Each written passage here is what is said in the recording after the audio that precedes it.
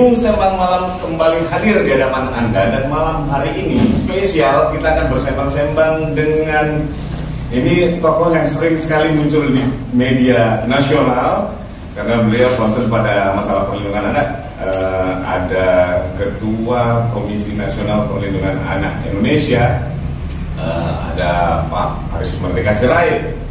Biar lebih akrab kita panggil Bang Aris ya, supaya kita ceria, lebih ceria lagi ya. Terus juga ada Kapolres Pelalawan, AKBP Indra Wijat Miko. Ini Kapolres yang juga lagi viral, gaul sekali. YouTuber juga ternyata. Ya. Dan lagi viralnya karena mengangkat seorang anak yang menjadi korban kekerasan dari orang tuanya. Malam hari ini kita akan bersama-sama tentang perlindungan anak, termasuk juga nanti kita sedikit membahas soal kasus yang menimpa anak yang malang tersebut di Pelalawan. Saya ke Bang Aris dulu. Boleh? Apa kabar Pak? Sehat, ceria. Sehat, ceria. Ini luar biasa. Kalau dari segi umur masih muda lah ya. Ya masih muda. Masih muda. Semangatnya masih punya. Masih semangat. Dan masih sibuk dengan urusan perlindungan anak. Betul. Dan hari ini sudah hari keberapa Bang Aris ada di kedua. Hari kedua. Jadi besok hari ketiga. Karena tadi saya kira secara khusus sangat luar biasa dan sangat membanggakan karena sahabat saya Kapolres Pelalawan Pak Indra ini mendapat penghargaan atas dedikasinya memberikan pertolongan bagi anak-anak korban kekerasan. Tidak sekedar penegakan hukum yang bisa lihat. Karena kalau itu diskusi tentang penegakan hukum itu tugas beliau.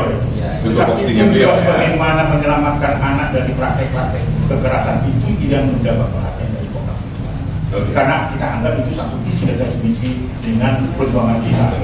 Kalau tidak ada langkah-langkah seperti ini, maka percepatan untuk memberikan perlindungan bagi anak itu akan tidak bisa terlihat. Oleh karena itulah faktor pendorong itu ini adalah salah satu yang patut untuk diviralkan istilah sekarang ya, diumumkan kepada masyarakat bahwa tugas dan tanggung jawab penegakan hukum bukan hanya sekedar untuk menjadikan sebuah perkara tindak pidana anak terang benderang, bukan seperti itu, tetapi juga memberikan perhatian bagi anak sebagai korban, sebagai pelaku dan sebagai saksi. Itu yang dilakukan. Artinya ada kebijakan dan juga ada kebijaksanaan, betul ya? Iya, itu harus sinergi ya, simultan harus dilakukan. Oleh karena itulah saya kira ini sebagai upaya bagaimana penegak hukum memutus mata rantai kekerasan terhadap anak. Tidak sekedar penegakan hukum. Kalau bisa pekerjaan berat. Ya, berkaitan dengan punishment terus kan? Betul itu. Dan kalau semua harus dihukum gitu ya. Walaupun bahwa penegakan itu penting. Tapi apakah mungkin dilakukan dengan pendekatan yang sifatnya kemanusiaan misalnya? Caranya apa? Caranya tentu dengan melakukan upaya preventif. Membangun kesadaran pada masyarakat, membangun gerakan perlindungan anak sekampung yang kita punya di Adat Ketimuran kan gitu ya. Bagaimana satu kampung menjaga anak-anak satu kampung itu sendiri, tidak perlu menjaga kampung orang lain. Jadi peduli dengan kampung itu. Ngapain ngurusin kampung orang lain, kampung sendiri dulu. Itulah yang mau dibuat contoh oleh Pak Indra itu untuk kampung ini. Saling perhatian. Kalau ada anak yang mencoba misalnya, katakanlah dalam pandangan kita tanda petik agak nakal. Kita harus mendekati itu dengan pemahaman sesungguhnya siapa yang nakal. Anak itu kah atau orang tuanya atau juga mungkin lingkungan. Nah itu kan yang kedua. Tetapi sumber pengasuhan itu kan ada di orang tua. Jadi kalau orang tua mempertontonkan setiap kali kekerasan, otomatis akan dia akan copy-paste kan? Iya betul. Itu dunia anak seperti itu. Di mana dia tinggal, di mana dia berada, dia mengadopsi apa yang ada dia lihat. Orang tua menjadi role model mereka. Itu makanya dalam gerakan perlindungan anak itu harus mengedepankan bagaimana anak-anak itu menganggap bapaknya sebagai sahabat. Itu prinsip-prinsip dasar. Ya. Itulah kalau tadi ditanya, kebetulan kami tadi mendiskusikan itu dan menandatanganan bagaimana sosialisasi tentang Undang-Undang Perlindungan Anak. Belum tentu, Anda sendiri belum tentu dari Undang-Undang Perlindungan Anak itu berapa pasal itu Anda tidak tahu. Iya. Omnibus Misalnya itu nggak tahu. Itu tadi kita lakukan. Sebelumnya kita sudah kukuhkan juga kelembagaan di Provinsi Riau. Kami punya perwakilan sampai AID ya. Komnas Perlindungan Anak Provinsi Riau. Provinsi Riau. Oke. Itu juga kita sudah kukuhkan. Tadi juga sudah penandatanganan sosialisasi Undang-Undang Perlindungan Anak dan kehadiran dari mewakili Kapolda dan juga hadir Gubernur. Jadi ini artinya menjadi organisasi kemitraan untuk tadi itu bagaimana memutus mata rantai kekerasan terhadap anak yang mengedepankan kepentingan terbaik anak. Itulah tadi pengasuhan yang kita lakukan kepada Pak. Oke, kalau gitu ke Bang Indra. Ini ceritanya gimana Bang? Begitu ternyata mendapatkan apresiasi yang besar atas apa yang seorang Kapolres Melawan lakukan, menyikapi kasus yang menimpa pada, saya bersebut nama anaknya Revan Zibua. Kemudian menjadi viral, kemudian akhirnya diputuskan diangkat sebagai anak. Ya, kan apa yang melatar belakangi seorang Bang Indra? Baik ya, selamat malam semuanya. Ya. Yang pertama-tama saya ini atensi dengan kasus kekerasan terhadap di bawah umur. Ya. Saya ingat dengan film yang namanya, mungkin teman-teman tahu nih, ya, tentang film tahun 80 Ari Anggara. Ya, oke. Ari Anggara itu konsep sebetulnya untuk memberikan edukasi pada pemerintah atau pada masyarakat jangan terjadi lagi seperti Ari Anggara yang lainnya. Ya. Nah, kenapa ini terjadi terus ya? Yang pertama mungkin betul kata Pak Ketum, ya, tidak ada kesadaran di antara kedua orang tua ini untuk menjaga si anak. Ya. Terus yang keduanya mungkin orang tua ini tidak tahu arti sebuah anak itu apa. Ya. Sedangkan pemerintah saat ini mengatakan programnya menguatkan SDM menuju Indonesia kuat. Nah, SDM itu yang anak-anak itu SDM. Ya. Walaupun sekarang masih kecil belum kelihatan talentanya. Tapi ingat itu adalah embrio bangsa. Embrio bangsa inilah penerus-penerus kita pada saat kita nanti pada sudah lengser semuanya. Nah, kalau embrio bangsa kita jaga, kita rawat. Oke. Nah, tunas bangsa ini gimana mengendalikan perahu negara Indonesia ini. Sedangkan negara Indonesia ini saat ini harus berkiprah di luar negeri dan diakui kejayaannya. Nah, perlu embrio bangsa dijaga oleh kita semuanya. Ada terjadi di Aceh baru.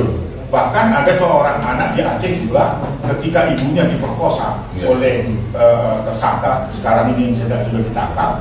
Ketika anak itu mencoba melindungi anak dari perkosaan itu, anak itu dibacok dengan samurai. Setelah itu anak itu dihilangkan saksi dan sebagainya, dia bawa ke sungai dan dia dibunuh lagi atau dibacok lagi dan dimasukkan dalam sungai. Tetapi Tuhan berkehendak lain, anak itu tidak ada. Sehingga dari penemuan mayat itu si pelaku jadi tertangkap. Itu terjadi juga.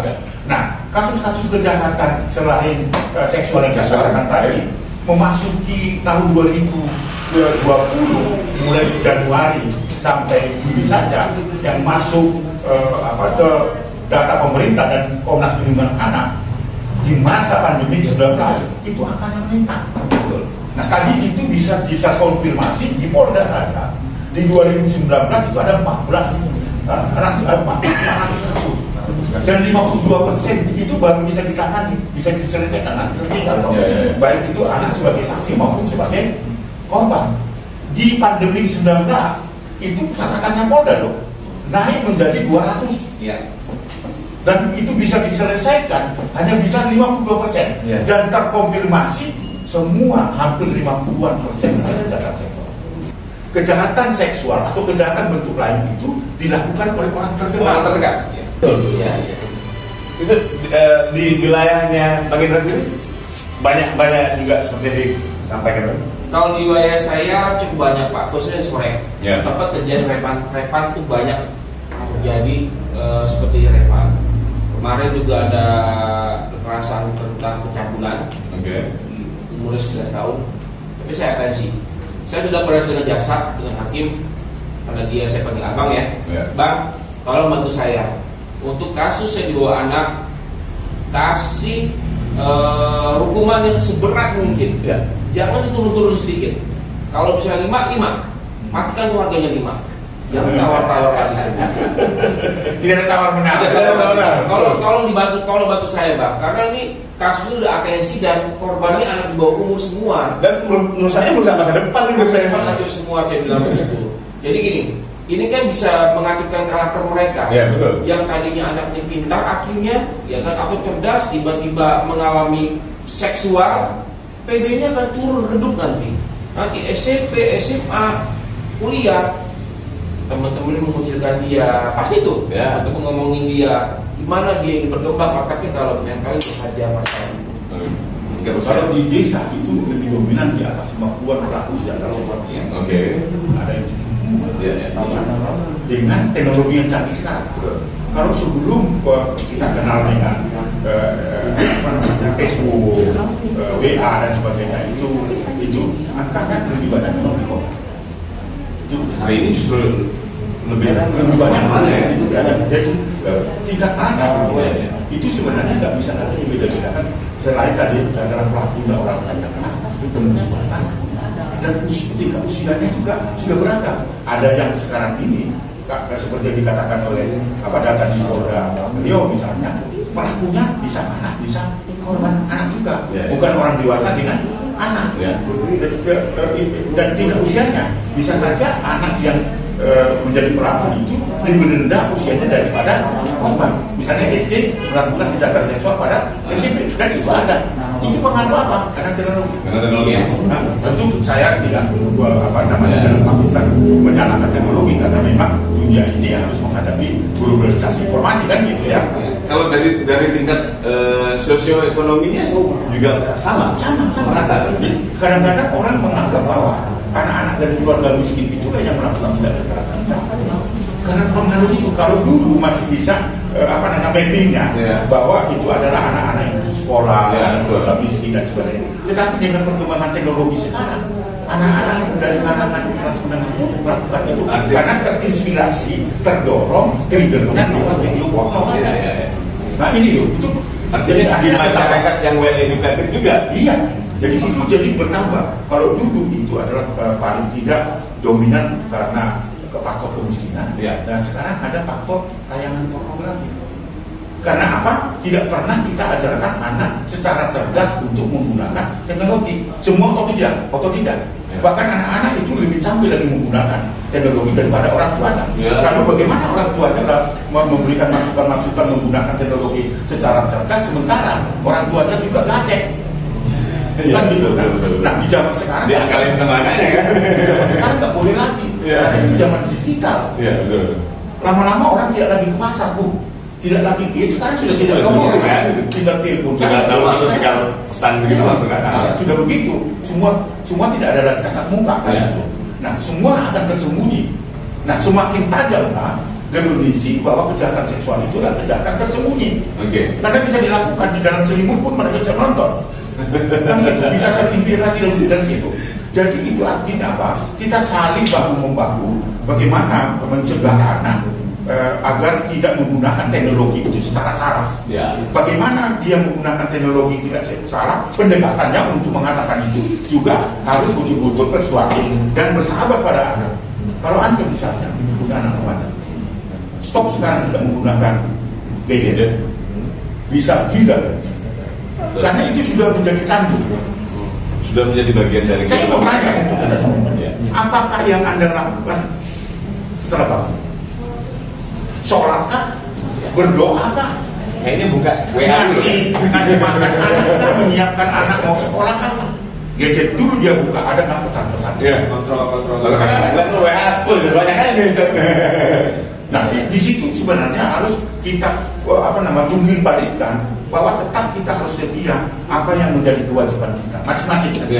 Kewajiban ibu, kewajiban bapak, kewajiban anak dan sebagainya. Itu harus dibangun di dalam adat ketimuran tanpa mengabaikan Artinya tanpa menolak kita teknologi yang berkembang sekarang. Oke. Kalau misalnya anak Anda tidak boleh sama sekali sehari tidak menggunakan handphone, boleh aja dia akan pinjam kemana, akan semakin sulit terkontrol apa yang dia lakukan lagi malah. Di situ inspirasinya. Nah, ada beberapa peristiwa di Kabupaten Togasa misalnya, di Samosir dan sebagainya, itu terinspirasi karena tayangan pornografi. Dan pelaku-pelaku kekerasannya itu adalah orang terdekat, bahkan melakukan incest. Ini sesuatu yang sulit untuk kita terima dengan akal sehat. Itu situasinya, maka saya selalu mengingatkan kepada masyarakat, ayo membangun, jangan saling menyalahkan. Maka saya menggunakan istilah saya, tanggap darurat kejahatan seksual atau kejahatan terhadap anak diri supaya kita semua bertanggung jawab. Seperti yang tadi saya sampaikan ini, kalau kasus misalnya incest itu kan lebih banyak dibiarkan, tidak pernah. Itulah kita karena jelas Pak Indra juga malu keluar dan lain kan. Di apa Bang Hendra sendiri kalau di sekarang di sebagai Kapolres yang melawan, pasti sering juga menemukan kasus-kasus yang seperti itu yang didiamkan dengan alasan menutup aib keluarga kan. Iya. Kalau saya pribadi, tolong ya masyarakat sekarang harus lebih cerdas. Iya. Kasus ini betul aib, tapi jangan ditutupin. Kalau ditutupin berarti dia pembiaran. Itu ya. Ada pasalnya loh. Ya, betul Pak. Ada pasalnya loh. Iya. Itu harus dijelaskan. Iya. Misalnya saya melihat si Ajaya ada mau publikasi siaran, saya kenal loh. Pasalnya ada itu. Pasal pembiaran ya. Iya, dan pemberatannya ada, hukumannya ada. Gitu. Nah, kenapa saya katakan ini harus dipublikasikan? Biar si pelaku itu tahu bahwa ini adalah sudah jadi perhatian Indonesia. Anaknya harus dijaga oleh undang-undang dan negara pun menjaga anak itu. Makanya perlakuannya beda dengan orang dewasa. Kalau dewasa beda kan, perlakuan anak penjaranya pun beda. Nah, dari spesial itu aja kita harus melihat, berarti anak-anak ini dikemaskan oleh kita, dilindungi oleh kita. Kalau dia seperti itu, kalau bisa kita biarkan, itu soal besar. Dulu Pak mungkin, ya saya melihat semakin hari semakin terjadi, mungkin kurangnya kita yang melakukan edukasi. Itu Pak ya, betul. Edukasi kita kurang, mungkin saat ini sibuk dengan yang lain-lain, gitu ya, dan tidak ada perhatian khusus tentang anak.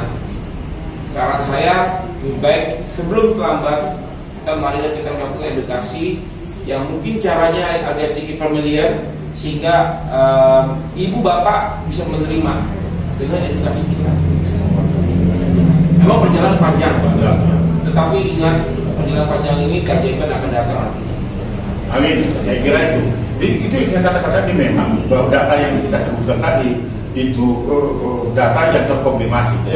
Belum lagi data-data yang ditangani. Kalau tadi itu yang terlaporkan ke polisi dan itu punya bertanggung jawab. Tapi ada juga data yang bisa diselesaikan secara damai. Betul. Banyak sekali. Sebagian tinggi itu mengedepankan itu. Tetapi sesungguhnya ini damai boleh saja, tapi tidak pidana dan tidak bisa lepas. Tindak-tindakan berjalan. Iya. Nah, memang itulah karena efek jerahnya seperti itu. Betul. Itulah yang menjadi hambatan penyidik khususnya di daerah Indonesia bagian timur yang mengedepankan penyelesaian kasus-kasus rumah tangga itu dengan pendekatan damai dan ada. Padahal kita koridor kita untuk menangani persoalan ada hukum nasionalnya. Nah di situ kadang-kadang penegakan hukumnya sangat-sangat sulit karena diperhadapkan dengan pendekatan budaya itu. Nah oleh karena itu saya kira seperti Pak Indra katakan, ya, tidak, jangan dianggap itu aib. Aib itu bagi keluarga, aib bagi anak atau tidak. Damai itu bagi orang dewasanya, damai di hatinya anak sebagai korban. Nah, itu kan harus menjadi pertimbangan sehingga kita harus melihat ke depan itu dalam posisi apapun anak adalah kewajiban kita untuk melindungi dalam posisi apapun, dalam perilaku apapun. Itu yang dilakukan Pak Indra. Si Revan itu dalam perilaku apapun kita harus tahu bahwa umur 8 tahun itu punya konsep apa dia tentang pencuri. Tentang konsep apa dia mukulin adik-adiknya kan, gitu. Yang konsep apa dia melawan orang tuanya. Itu kan berarti ada latar belakang. Ya itu seperti yang disampaikan Bang Aris tadi, dia mungkin sering mencontoh pada perilaku orang tuanya kan. Maka konsep komite sekolah pun itu harus dipertanyakan. Bukan dia yang bertanggung jawab tentang orang tua ini. Jadi jangan sampai akar proses pendidikan dan pengajaran itu kita berikan kepada orang lain, dan itu fakta sekarang. Semua proses pendidikan utamanya tetap harus dari rumah.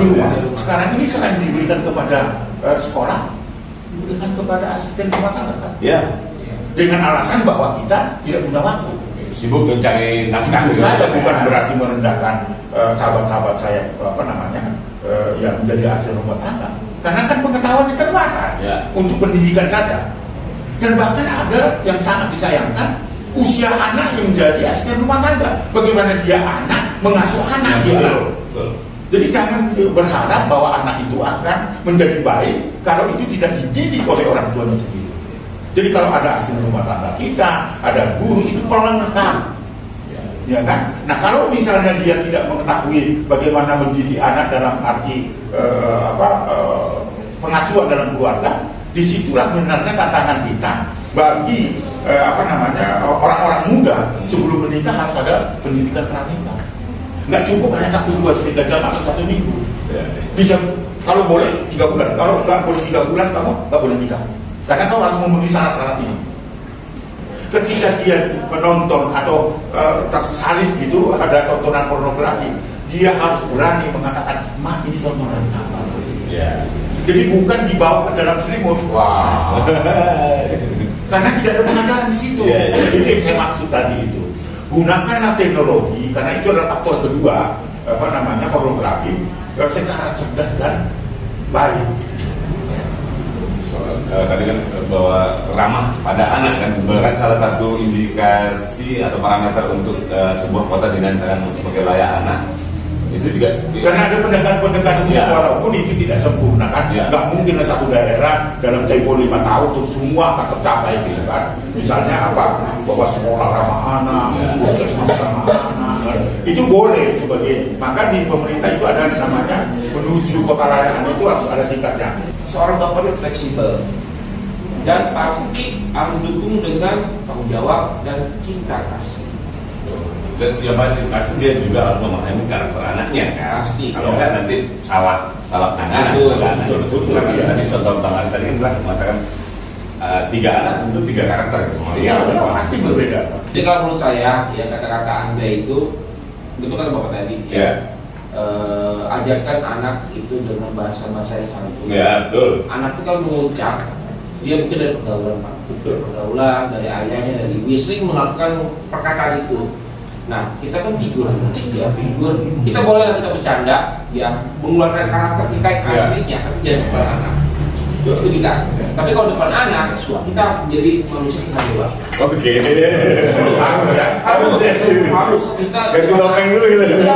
Kalau nggak dari contoh anak kita menjadi manusia setengah dewa. Contoh saya mengangkat telepon ini nggak setuju saya angkat telepon tidak.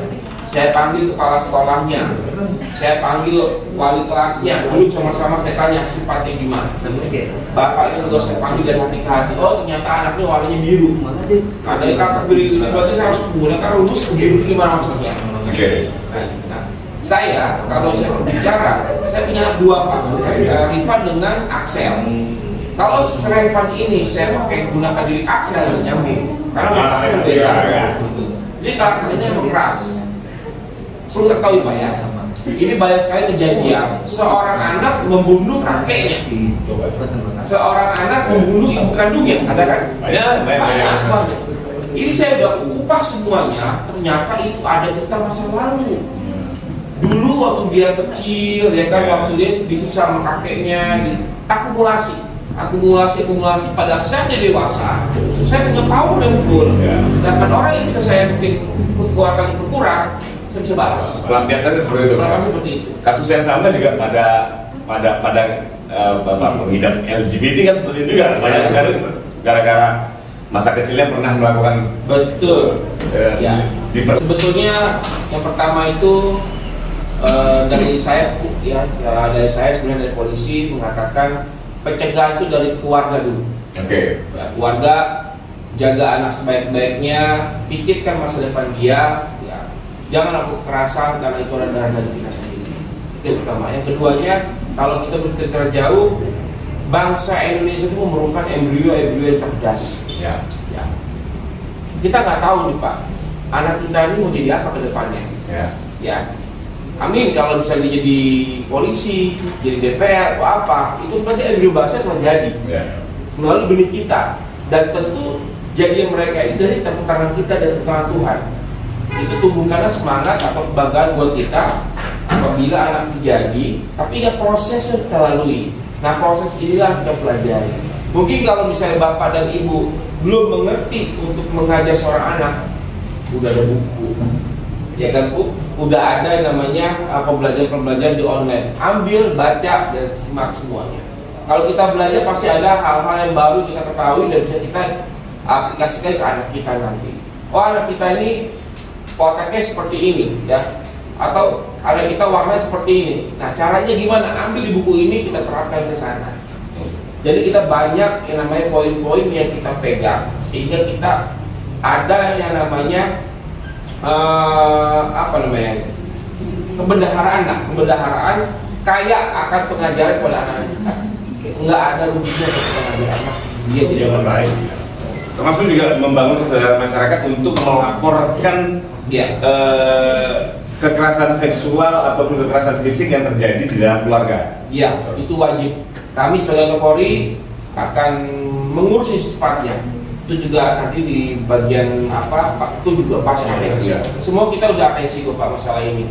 Oke, jangan lagi ditutup-tutupi atas nama aib keluarga. Tidak zamannya lagi. Oke. Baik, terima kasih.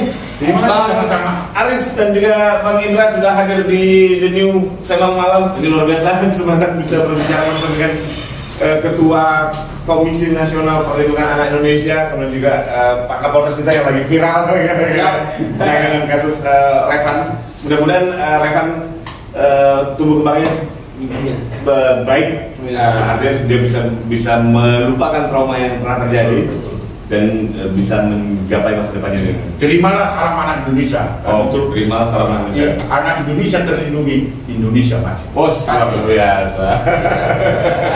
Oke, sekali lagi terima kasih bapak-bapak sekalian sudah hadir di sini. Sama-sama.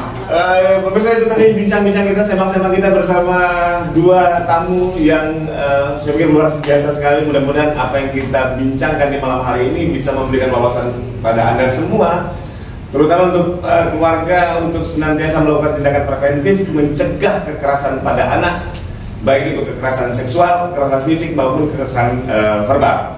Karena anak adalah aset kita, anak adalah masa depan kita.